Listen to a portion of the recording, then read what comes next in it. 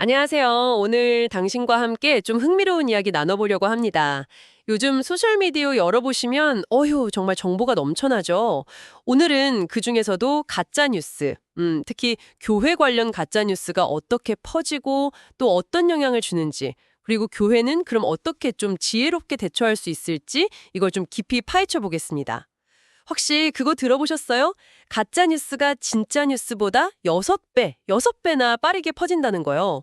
2018년 MIT 연구 결과라는데 이게 단순히 속도만의 문제는 아니더라고요. 맞습니다. 정말 정보의 홍수 속에서 길을 잃기 쉬운 그런 시대죠. 특히 신뢰가 중요한 공동체, 교회 같은 곳은 가짜뉴스의 파장이 더 클 수밖에 없고요. 그 MIT 연구를 좀 더 보면 사람들이 가짜뉴스를 진짜 뉴스보다 70%나 더 많이 공유한다고 하잖아요. 70%나요? 와. 왜 이렇게 가짜 뉴스에 사람들이 더 끌리는 걸까요? 그냥 더 자극적이라서 그런가? 네, 자극적인 면도 분명히 있죠. 근데 그게 다는 아니고요.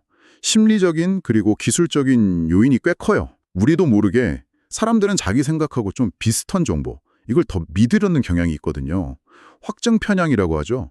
근데 소셜미디어 알고리즘은 어떻습니까? 계속 우리가 좋아할 만한 정보만 골라서 보여주잖아요. 이게 바로 필터 버블이고요. 아, 확증 편향이랑 필터 버블. 네, 이 두 가지가 딱 만나면 내 생각하고 비슷한 가짜 뉴스가 나왔을 때 이걸 비판적으로 보기보다는 쉽게 믿고 그냥 휙 공유하게 되는 거죠. 아, 듣고 보니 정말 그럴듯하네요. 저도 어쩌면 그런 경험을 했을 수도 있겠다 싶고요. 이런 현상이 교회 공동체에는 그럼 구체적으로 어떤 영향을 미치고 있나요? 실질적인 타격이 큽니다. 예를 들어 2022년 한국갤럽 조사를 보면요. 응답자의 40%? 이분들이 소셜미디어에서 본 좀 부정적인 교회 뉴스가 자기 종교 인식에 영향을 줬다고 답했어요. 특히 20대, 30대 젊은 층에서는 그 비율이 절반을 넘어요. 이게 뭘 보여주냐면 디지털 환경이 이제 여론 형성에 엄청난 영향을 미친다는 거죠. 40% 젊은 층은 절반 이상이라 구체적인 사례 같은 게 있을까요? 좀 더 와닿게요. 있죠. 예를 들어 2020년 코로나19 팬데믹 초기예요. 그때 일부 교회 사례가 좀 부풀려지거나 왜곡되면서 마치 모든 교회가 방역에 비협조적인 것처럼 그렇게 매도되는 분위기가 있었잖아요. 또 해외 사례를 보면 교회가 노숙인을 돕는 영상이 있었는데 그 일부만 딱 잘라서 악의적으로 편집해서요. 마치 교회가 노숙인을 내쫓는 것처럼 보이게 해서 퍼뜨린 일도 있었고요. 이런 식의 악의적인 편집이나 왜곡이 진짜 순식간에 퍼져나가면서 교회 이미지에 큰 타격을 주는 겁니다. 그런 일들이 계속 반복되면 결국에는 교회의 사회적 신뢰도 자체가 흔들릴 수밖에 없겠네요. 정확합니다. 실제로 한국종교사회연구소에서 2023년에 조사한 걸 보면 종교기관에 대한 사회적 신뢰도가 10년 전과 비교해서 약 15% 정도 하락했어요. 15%나요? 네. 물론 여기에는 여러 가지 이유가 있겠지만 온라인상에서 퍼지는 부정확하거나 악의적인 정보 유통, 이것도 절대 무시 못할 원인 중 하나라는 거죠.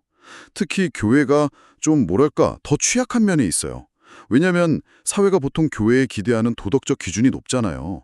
그리고 교회 자체가 본질적으로 신뢰에 기반한 공동체이기 때문에 이런 가짜뉴스 공격에 더 큰 상처를 입을 수 있는 구조적인 면도 있는 거고요. 이렇게 신뢰가 흔들리는 상황에서 교회가 그냥 방어만 하고 있을 수는 없을 것 같아요.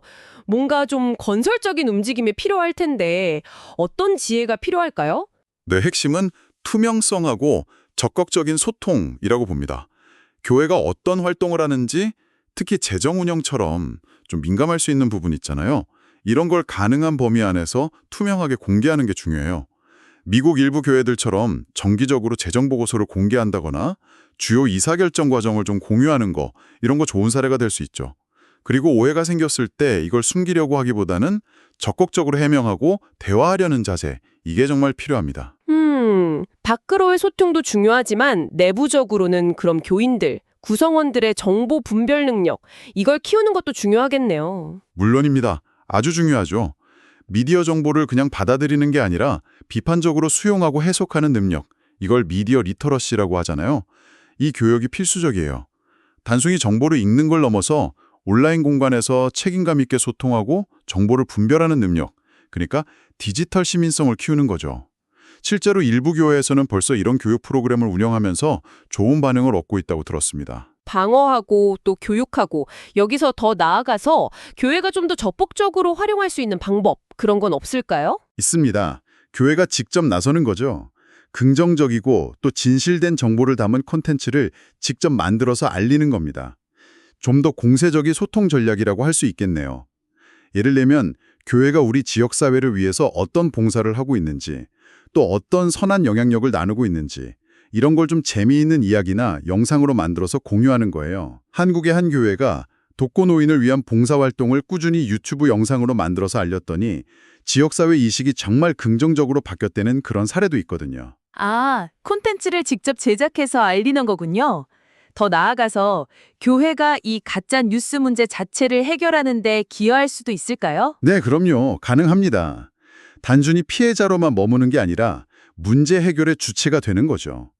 예를 들어 공신력 있는 팩트체킹 기관하고 협력하거나 지원할 수도 있고요. 아니면 교회가 가진 공간을 활용해서 지역 주민들에게 미디어 리터러시 교육을 제공할 수도 있습니다. 독일 교회들이 지역 언론사하고 협력해서 이런 교육 프로그램을 성공적으로 운영하는 사례도 참고할 만하고요. 그리고 개별 교회가 노력하는 것도 중요하지만 교회들끼리 좀 연대하고 협력해서 공동으로 대응하는 것도 효과적일 겁니다. 네, 오늘 우리는 가짜 뉴스가 정말 얼마나 빠르게 퍼지고 또 교회에 어떤 영향을 미치는지 살펴봤습니다. 그리고 이에 맞서서 교회가 투명하게 소통하고 미디어 리터러시 교육을 하고 또 긍정적인 콘텐츠를 직접 만들고 사회적으로 연대하는 등 어떻게 좀 건설적으로 대응할 수 있을지 다각도로 이야기를 나눠봤네요. 맞습니다. 가짜 뉴스는 분명 큰 도전이죠. 하지만 이걸 또 다른 시각으로 보면 교회가 세상과 더 투명하게 소통하고 신뢰를 다시 쌓아갈 수 있는 어쩌면 기회가 될 수도 있다고 생각해요. 중요한 건 문제 앞에서 너무 위축되기보다는 더 열린 자세로 적극적으로 소통하고 사회에 기여하려는 의지, 바로 그거겠죠. 오늘 저희의 깊이 있는 탐구를 마무리하면서 당신께 질문 하나 드리고 싶습니다. 오늘 하루 당신이 접한 여러 정보들, 혹시 누군가에게 전달하기 전에 이거 확실한 사실일까? 하고 잠시 멈춰 생각해 보는 건 어떨까요? 당신의 그 작은 습관 하나가 더 건강한 정보 생태계를 만드는데 정말 중요한 역할을 할 수 있습니다. 오늘 저희와 함께한 이야기는 여기까지입니다. 다음 시간에도 흥미로운 자료들과 알찬 분석으로 당신을 찾아뵙겠습니다. 감사합니다.